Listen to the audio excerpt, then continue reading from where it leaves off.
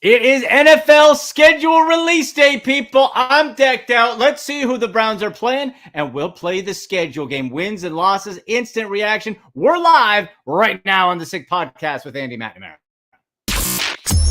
Turn up your volume.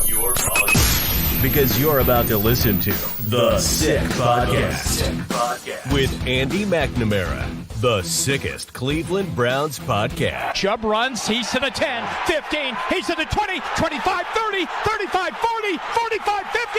There goes Chubb, he's to the 30, 20, 10, 5, touchdown, Chubba Lubba Hub. It's gonna be sick. Hello, everybody. Welcome. Yes, it is go time. Christmas has come for the NFL. We know the games. There's been some leaks. We know the Browns won't be going to London, won't be going to Germany, won't be going to Brazil, and won't be playing on Christmas. So we know some. We know the opponents, but who, the when, and how many primetime games all coming up, and we'll play the game-by-game schedule game as well, which we always love to play. But to help me do all that, I'm in my vintage 1980 replica Brian Sipe jersey, autographed by owner Jimmy Haslam. See it right there. Let's bring in my guy from WKYC Sports in Cleveland, Ohio. He joins us live, Dave DeNatale. Dino, how are you, buddy?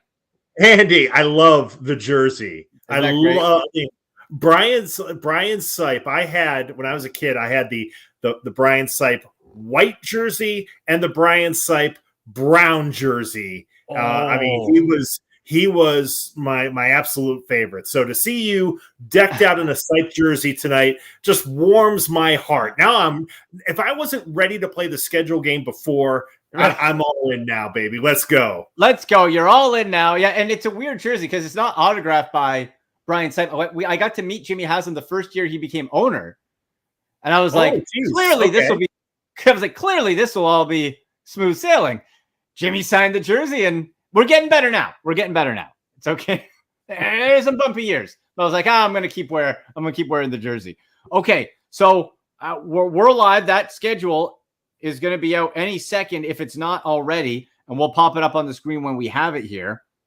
I'm looking on Browns Twitter, the NFL game. So, Dino, we know, like I said, at least from a fan standpoint, do you like personally? I got young kids. I don't like having the games on Christmas Day. I can't watch the games properly. So I'm fine they don't have that. Do you like the as a fan, the overseas games, the holiday games? Does that interest you, or do you just like Sundays at 1? As a fan, yes, because I think it's always good to, if you're attracting more fans in Europe. I have a soft spot for Europe. I go there now like once or twice a year, so I'm all for extending the reach of Browns Nation overseas and on holidays. But as somebody who has to work and cover the games and things like that, no, it's and I know it's also it's a tough week. I mean, when you have to go to London or if you have to go to Munich, it's just tough. Your entire routine gets thrown off in terms of how you prepare a long flight, a longer the flight than going to the West Coast or something like that. Yeah. So there are some difficulties there. So from that standpoint, I was very happy the Browns didn't have to open the year in Brazil and to find out they didn't have to go to London. Yeah, I think it's okay. And would I like to see the Browns play on Thanksgiving or Christmas? I've seen actually, I remember they did play on Christmas a few years ago with Green Bay. I'd love to see them on Thanksgiving. That was the Baker. Oh, yeah, that was the bad day. Yeah, that was a bad game. That was a bad day. I don't like that one. Yeah. The Christmas Eve, we had the one win that day.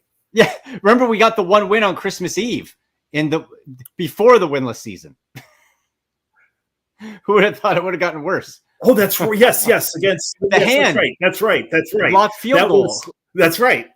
That's right. The pierogi Prince of Parma. Joe Thomas coined him. Who was that? I forget. Oh goodness! It was the backup lineman. He was the hero. Saved the day. Saved us from having back-to-back winless seasons. You're talking about really bad times. If you think about now, fast forward while we wait for the release of the schedule, because the Browns are a playoff team, second place schedule. just be prepared. This is not going to be the type of schedule that the Browns had, last year and the year before. You're facing tougher opponents. You got to play the teams from the AFC West. You're playing the NFC East. So just gear up for some tough games, Browns fans, here in 2024. Well, the schedule officially up, and Sammy's got it. Sammy, pop this sucker up. Let's see. Here we go. Okay, we got the 2024 Browns schedule. Okay, so we knew the Dallas game, week 1. Let's just peruse it first, then we'll get to the wins and losses. Week 2, we're in Orange is in Jacksonville. They had Orange is away. Yeah, I think the week 2. That's when the Rod Stewart concert's at. Yes, the Rod Stewart, the Billy Joel Rod Stewart concert. Yes, that'd be fun. That'd be a good one to go to. The Giants. That's a nice early schedule. Raiders, they don't scare me. That's in Vegas. In Washington, they're going to be struggling. In 3 road games in a row that early, Dino. You don't see that too often. 3 straight road games and 4 of 5 on the road. Interesting. What do you make of that? Is that, I guess, the opponents, the Eagles? But then look, 3 straight home games. Yeah. And then the bye. But you mentioned you've got Vegas, Washington, and Philly on the road, but then you've got 3 straight home games before the bye. 2 of which are division games. Bengals, Ravens play well at home. Chargers will be interesting at week 9. I would have preferred them maybe early under Harbaugh. That Harbaugh team's going to be very interesting in week 9. Then we get the bye. New Orleans is as mid as they come. That's as average a team as you can get. That is so vanilla. They have beaten us before, though. We'll be there. Then we got Pittsburgh at home, out to Denver, and that's a Monday nighter, I think, right? Yes. Okay. So you've got a Thursday night. Yeah, so you've got a Thursday night against Pittsburgh on November 21st there in that week 12 game. So you've got 4 days to heal up from New Orleans. So you'll play Thursday night home against Pittsburgh, and then you get a little bit of a breather until you have to play Monday night against Denver in week 13. So we get almost like a mini bye. Yes. I guess. You know what? And Denver's a house of horrors, as we know. Yeah, it's just I don't care how good or bad Denver is. Oh. It's just a hard place to win at Mile High. It just is. Yeah. It's tough. And then we go to Pittsburgh. So that's a little bit of a short week, but not a long travel. That's Dino, we're getting that week 14. If the Browns are doing well, that could have some serious division implications depending how Russell Wilson and or Justin Fields do for the Steelers. And you're playing the Steelers twice in a 3-week stretch. Yeah. So that's interesting. I remember Browns had that with Baltimore. I feel like I think it was like a year or 2 ago. I think it was last year. Steelers. Yeah. And you're right. And so it was around the bye. So you'll be real familiar with Pittsburgh there in that stretch between November 21st and December 8th. And then Andy, look what's coming after you survived that grind with Pittsburgh and that game with Denver in between. Look what's coming in 15. Oh boy. So we got Kansas City in Cleveland. Could Taylor Swift be coming to Cleveland for the holidays with the Kelceys? Right. I mean, it's a homecoming for Travis Kelce, the Cleveland Heights native. That's a 1:00 kickoff, by the way, for that Kansas City game, at least as of right now. And, depending on how the season plays itself out, that could be a game that certainly could get flexed later. But at least for right now, CBS apparently didn't want to have that as a late game for a game of the week type thing. So that's a 1:00 kickoff at Brown Stadium. Interesting. And then week 17, is that a Sunday night? Thursday.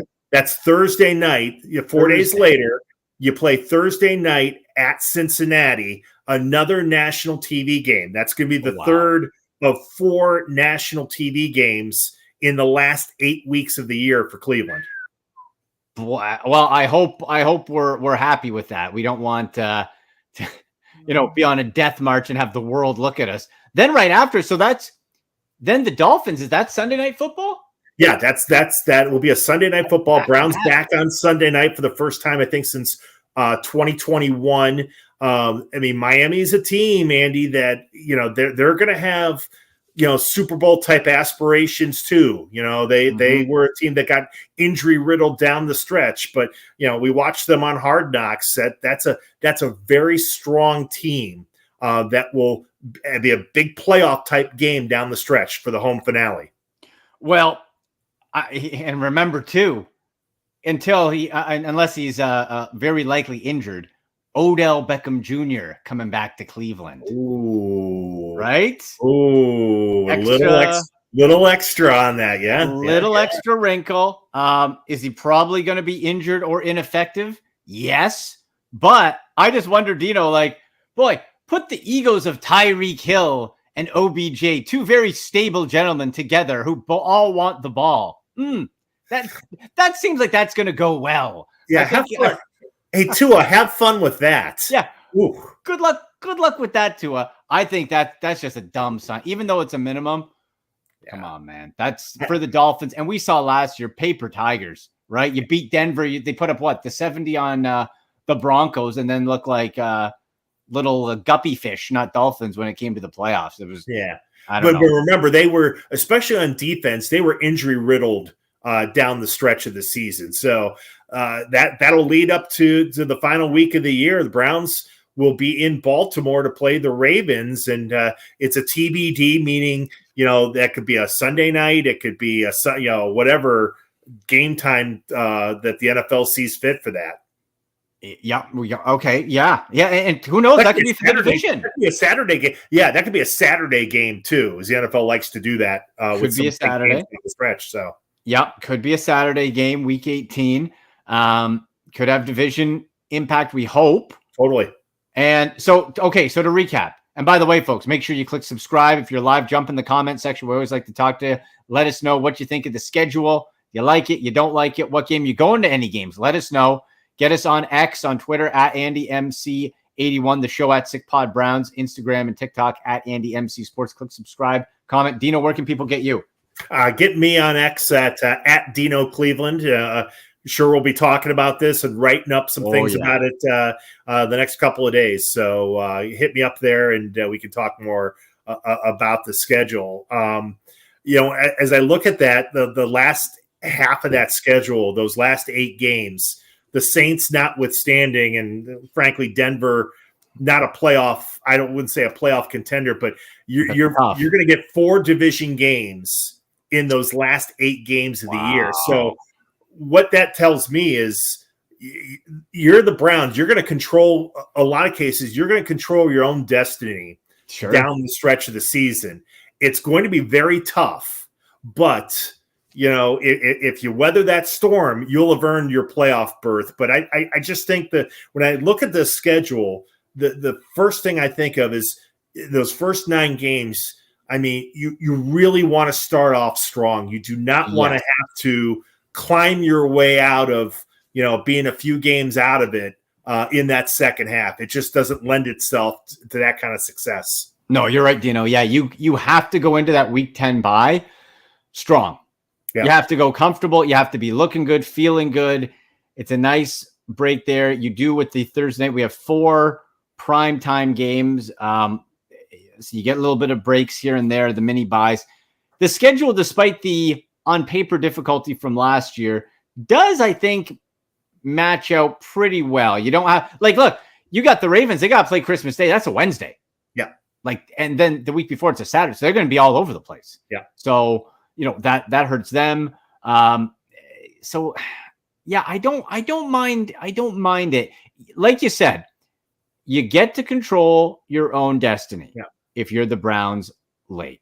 And that's really, look, and the other teams are in the same boat. They get to control theirs. Yeah. You want to have the toughest division in football playing in the cold. Dino, that's football to me. That sounds good. That is. And I was thinking that, as I look at the schedule, it's like, we are really going to find out, provided he stays healthy and we see him for 17 games. We're really going to learn a lot about Deshaun Watson and his ability down, because, you're going to be asking him to go up to Denver in that house of horrors and win a game there. You're going to have to win at Pittsburgh, win at Baltimore, win at Cincinnati. You've got 3 division road games in December. So you're going to have to figure out how to win in the cold. That's something, because you're going to play Kansas City on December 15th, Miami on December 29th at home. Deshaun has got to figure out how to be successful as a cold weather quarterback for the Browns to really be able to make a playoff push the way that they were able to do last year, because Joe Flacco had plenty of experience in those conditions, and it didn't really bother him. Watson's going to have to be a good cold weather quarterback, it feels like, looking at this schedule. Yeah, the possible domed stadium in Cleveland is still a few years off, Dino. Yes. We can't rely on that quite yet. One day, but not right now. Exactly. I love the placing of that Miami game. You bring the soft, warm weather Dolphins to Cleveland, Ohio on December 29. I hope it's a blizzard. That just looks. Do you remember the game? Was it the playoff game or like the week before where they looked like Mike McDaniels looked like out of The Shining, Jack Nicholson? He was a frozen popsicle. Like, they hate the cold. They're soft. That's a perfect placement. They were in Buffalo, and I think I believe it was a playoff game in Buffalo. Yeah. As much as Mike McDaniel can shout to the rooftops and do all of his histrionics, if you will, but they don't want to play in the cold, and they're gonna have to fly up here right after Christmas. Your New Year's gift, your early New Year's present, a Sunday night in Cleveland, and Sunday night, Cleveland. Night outside, so not even the chance that you might get lucky with a bit of sun during the day. Cold night. McDaniel saw that. He's like, oh man, he is feeling that. And to be honest, I wouldn't want to be standing out there either. However, I wouldn't want to be doing it. But this works out very well. I love the placement of that game. That's fascinating. Okay, Dino, let's do the schedule game. Yes. I want to hear from you people too. Get us on X at SickPodBrowns, at AndyMC81. Hit us up in the comments, subscribe. Let's see, and we can change our mind. We'll have you on before the season again. We'll work through. There's lots of training camp stuff that can happen. But as we stand now, let's zip through these game by game. Week 1, I'll tell you this, Dino. I think we start off in the Stefanski era. The opening jinx hasn't really been a thing, and you've been able to overcome it. Dallas doesn't scare me. I think they're going to struggle this year and blow the whole damn thing up. Give me the win against the Cowboys at home. Yeah, I have to agree with you. I think it's a game. It's the NFL game of the week, or what is it? Yep. I'm sorry, they say America's game of the week with Fox. Tom Brady's going to be in the booth. I like that game for the Browns. I like coming right out of the preseason, right out of the chute, get that defense going like it was last year, and have Deshaun Watson on a warm September afternoon, late afternoon. I like the Browns in that game to start out well at home with the victory. I'm marking out here the game so we can keep track here. Okay. 17 now. All right. So we're both going win for week 1. Now we have Jacksonville in Jacksonville. When we played Trevor Lawrence in the Jags last time, he was hurt, wasn't great. Jags are tricky, Dino, because again, you can beat them, but they got talent. So I'm going to be optimistic. I think you get a win there. It's been tough. I don't think in the Stefanski era we've seen them go 2-0 ever. This is the year we changed it. I'm saying 2-0. I'm going to go. I just think that the Browns have 4 road games in that first 9. I think they're going to get tripped up in one of those games. I'm going to say Trevor Lawrence healthy beats the Browns in a shootout. That fans don't overreact, but I'll pick that as the game the Browns stub their toe on the road and lose that game. So I think they'll be 1-1 after week 2. So I think 1-1. Yeah, Trevor Lawrence, you got Etienne. You got some weapons there. You got some weapons. Okay. Giants at home. Come on. We got to be the Giants suck. We got to beat them. If you can't beat the Giants at home, you're not a playoff team. They got to win that game. Absolutely. We got to do that. Giant, come on. Terrible. I think they're starting running back. They got rid of Saquon or Devin Singletary. Stop it. Come on. Correct. Terrible. In Vegas, another team. I know the rah-rah behind Coach Pierce. That was fine. You know, those things usually are kind of short-lived. A whole season of it. The quarterback, you got Gardner Minshew and Aiden O'Connell. Minshew, if it's him, is proven functional, but, good, not great. Gave the Browns a bit of a worry last year in that Colts game, though. He did. He played well. The Browns have never played in Las Vegas. Since the Raiders moved from Oakland to Las Vegas, this will be their first trip to Las Vegas. I think they get the win. I really do. I think they'll go out there and beat a Raiders team that they should beat.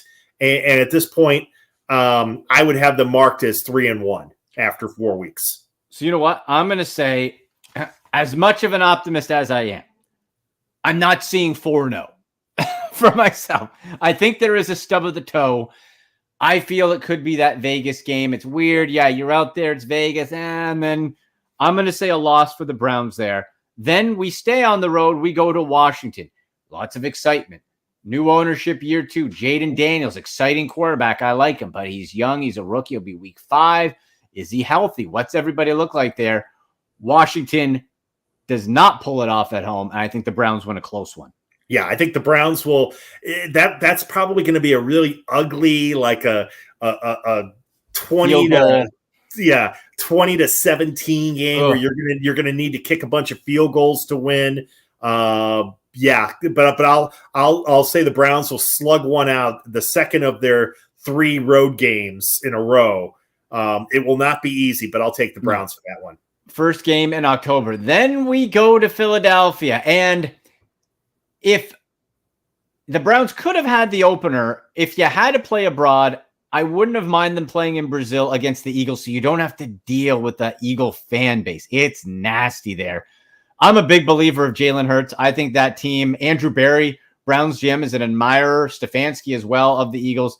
Third road game in a row. This just screams that the Eagles pull it out. Yeah, agreed. I think at some point you get a little weary of not being at home for 3 weeks in a row. And I mean, the Eagles are a team that when they have everything focused and in the right direction, they're a very, very talented team. So I give the win on that one to Philly as well. And Browns 4-2 coming back for a 3-game homestand. It feels like baseball, a 3-game homestand at Cleveland Browns Stadium before the bye.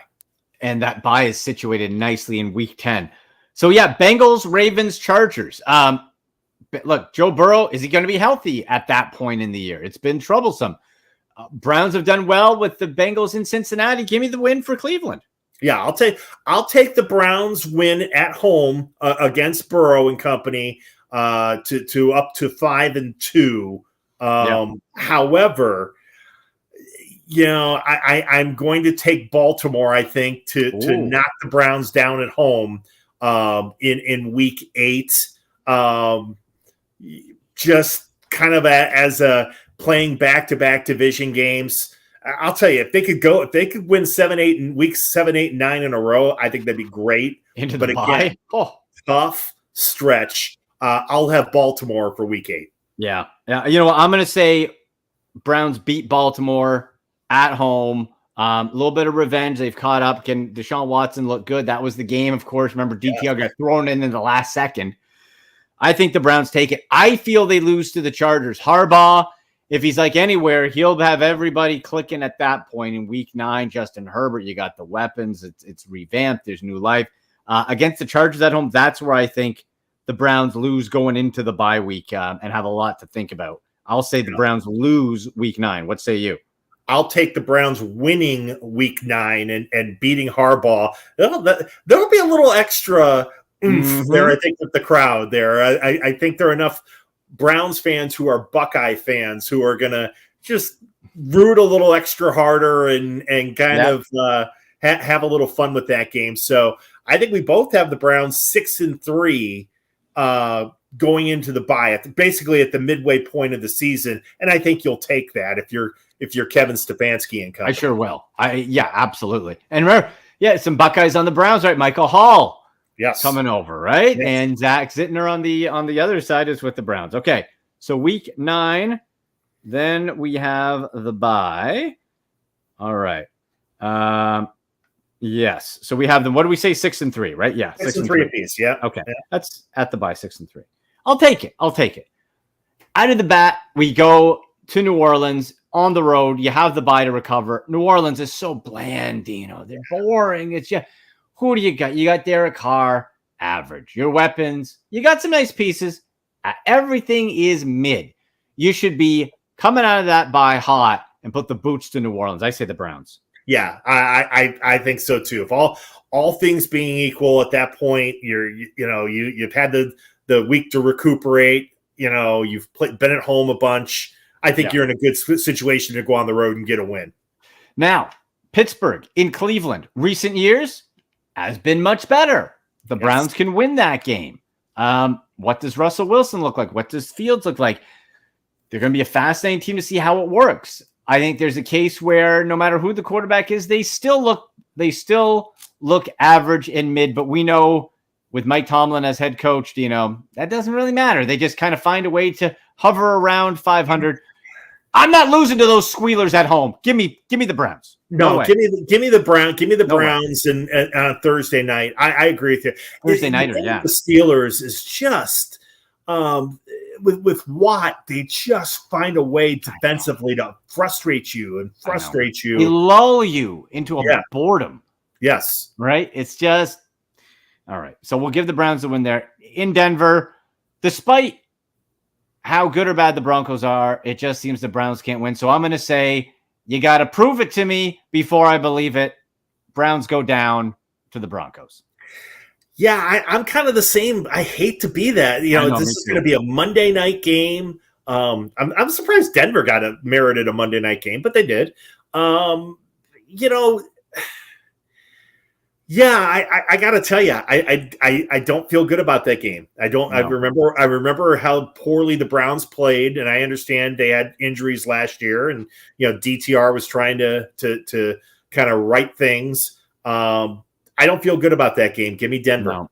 Yeah, I'm with you. I don't like it, but I'm with you. Yeah. Then in Pittsburgh, at some point you want to win the division or make the playoffs and make a stand. You got to win in that stinking ketchup-filled, whatever the heck it's called now, place.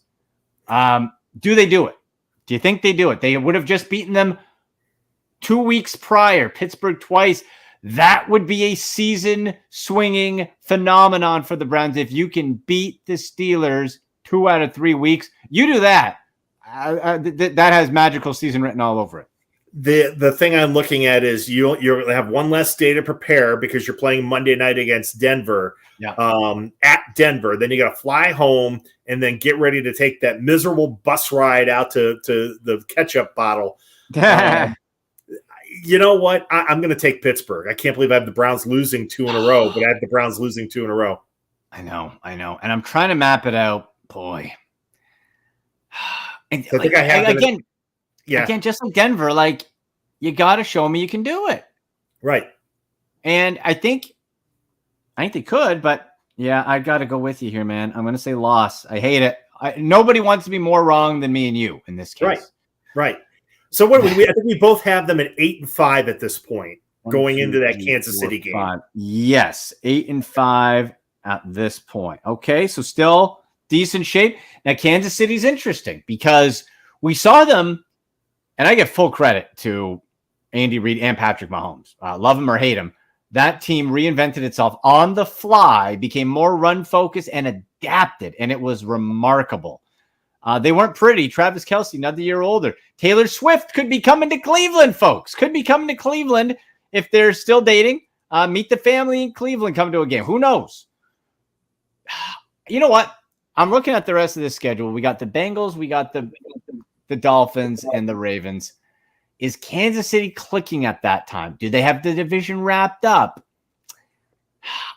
You know what? I'm going to say after 2 straight losses, Browns get up for this game and they say, you know what, Swifty? No, you ain't singing. You're going to be singing the blues, baby. Browns with the win.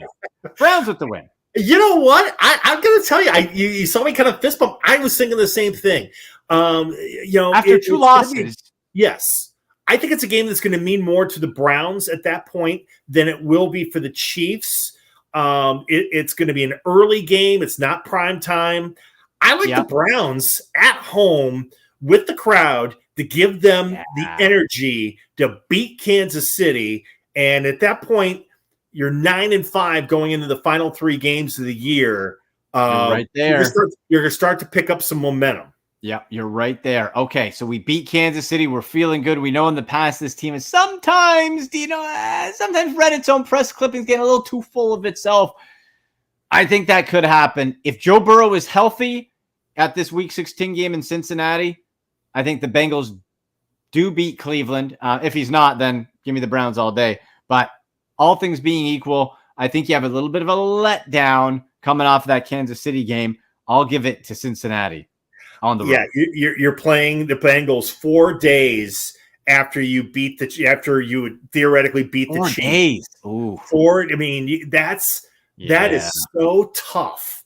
I just think the Browns will be a little bit beaten up, and I think they'll lose a close one in Cincinnati to drop down to 9-6. We're 9-6. Okay, then at home against the Dolphins. We talked about it. McDaniels is a popsicle. Tyreek Hill and OBJ are tearing each other apart, or OBJ's tore another ACL, and he's out. In any case, it's going to be cold. It's a Sunday night game, Dino. There's no sunshine. It's going to be cold, dark, miserable. The Dolphins don't want to be there. Give me Cleveland. Ain't no sunshine when they're gone. Very bad Bill Withers impersonation. I like it.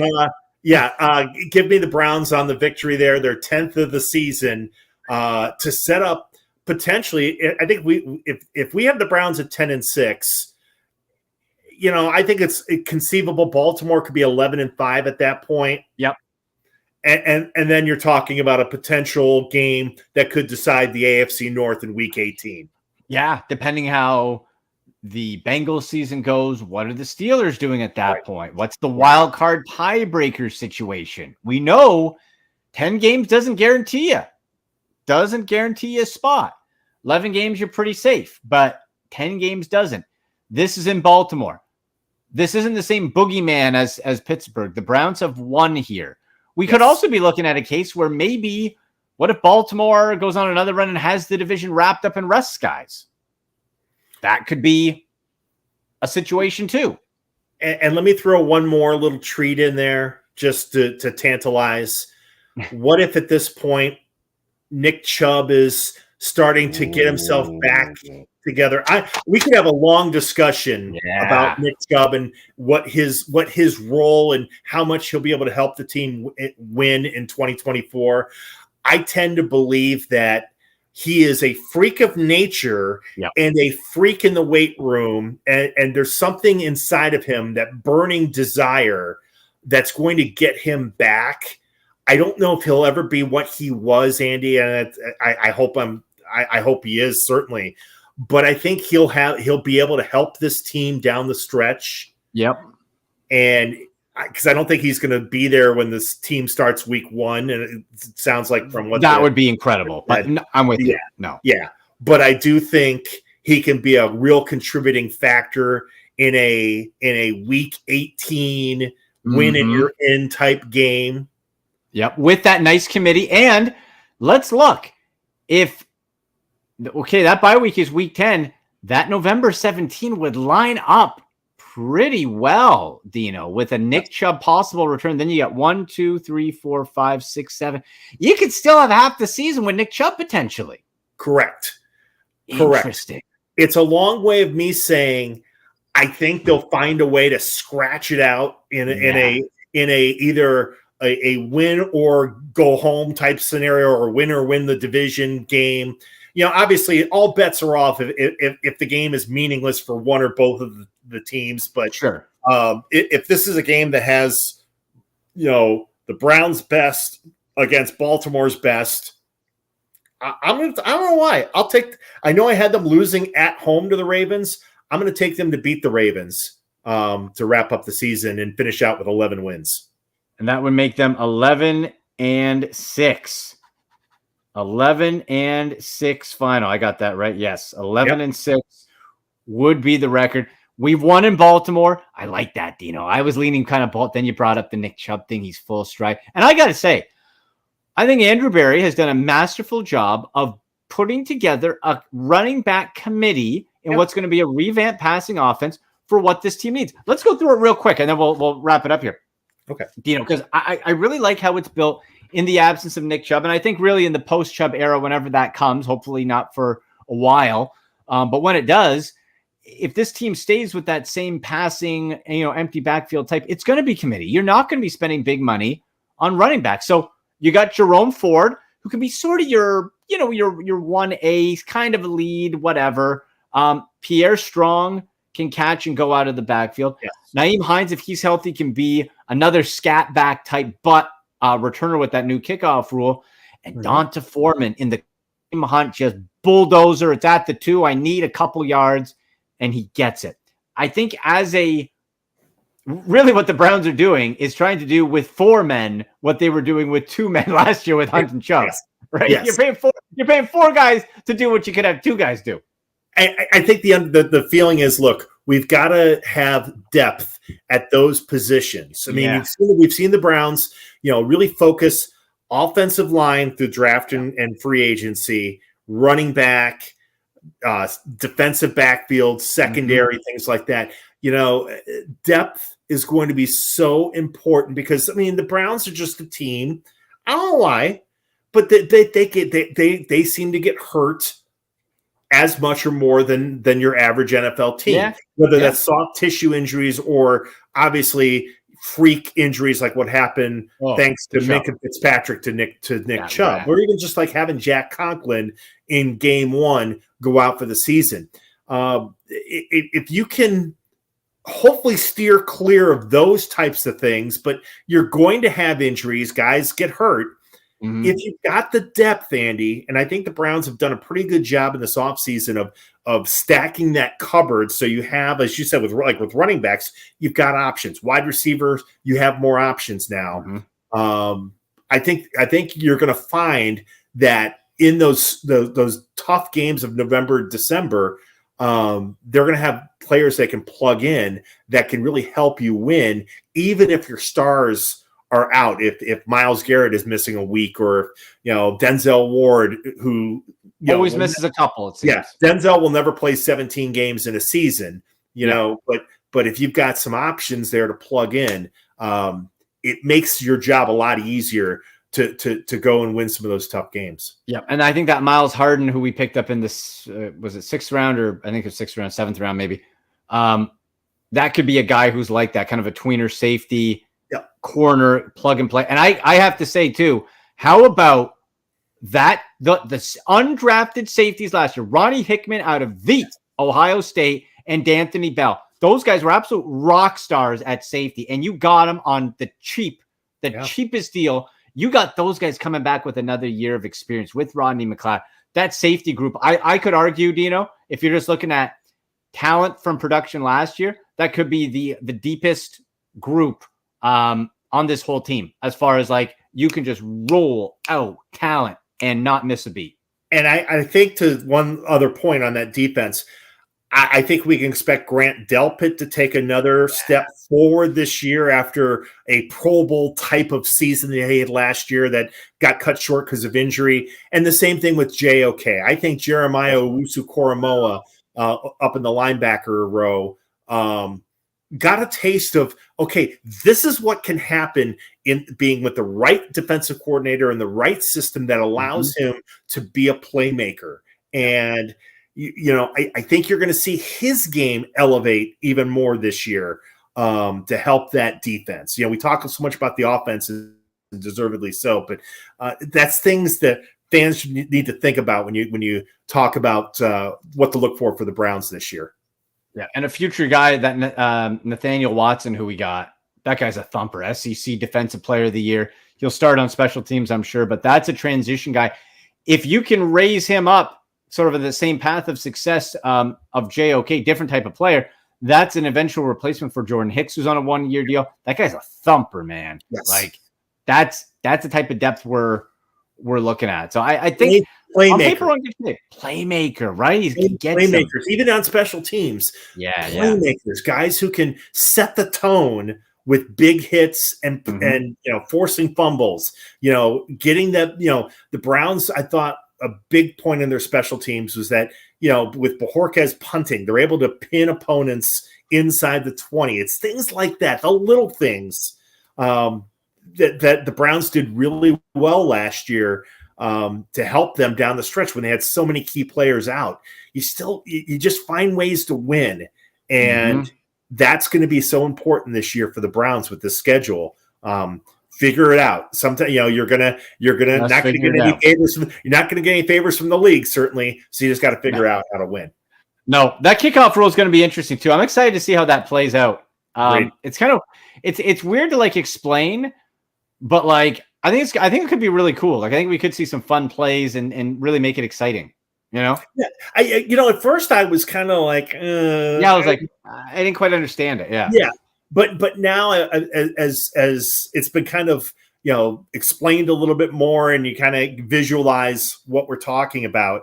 I'm all for it. And I think the Browns have the right kind of special teams coach in Bubba Ventrone that I think, like you said, you can do some creative things now with the rule change. Yeah. He's pretty pumped. We got Grant in the chat on the YouTube live stream. Oh, Grant's going week 7. And it says, no reason the Browns can't go 5-0. 10 wins to make the playoffs. That's right, brother. I got it. Grant, what do you got the Browns at? I got them 11-7.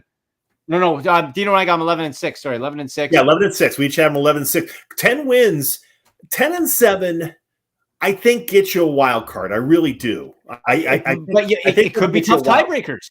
We don't want to be in that. We saw last week the Houston Texans, right? Right. Got in on a tiebreaker.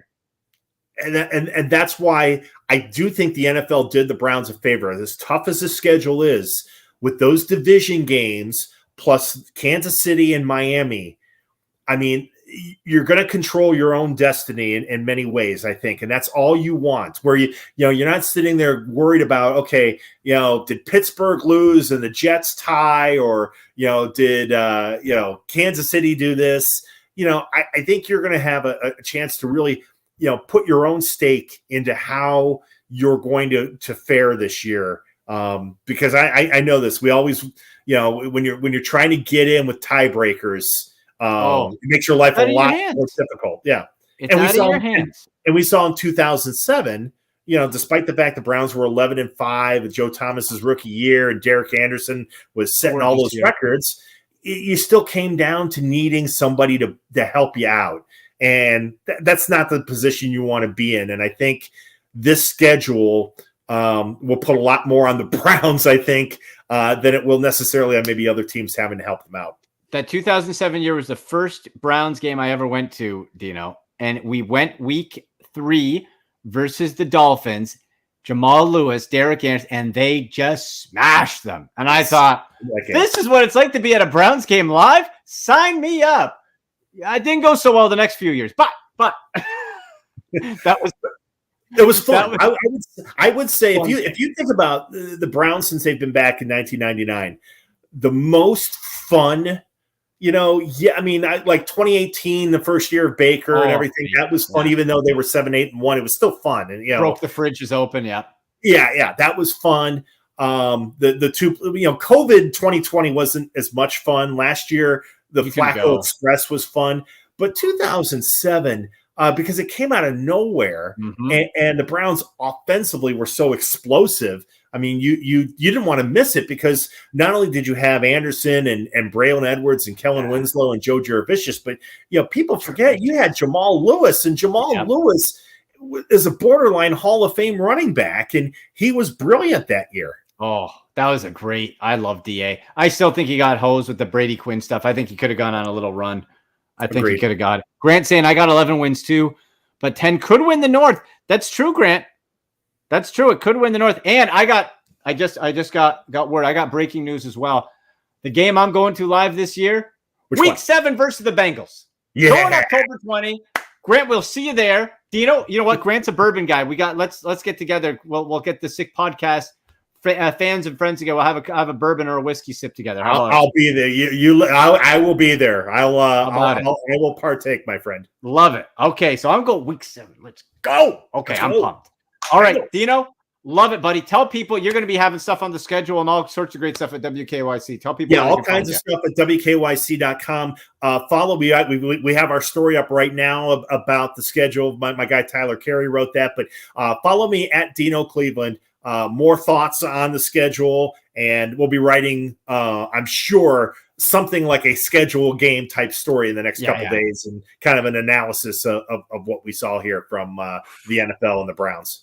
So we got the Browns 11-6. What do you have, Dog Pound? What do you have? Let us know in the comments. Let us know on X at AndyMC81 at SickPodBrowns, Instagram and TikTok at AndyMC Sports. Subscribe, notifications on. Let us know. Dino, you're so generous with your time, brother. Always so much fun. Thank you. I appreciate it, Andy. Thank you, my man. I'll talk to you soon. Absolutely, brother. There he goes. DeNatale from WKYC Sports in Cleveland. There you go. Oh, I'm excited. And yeah, I just got word. We got tickets going to the game.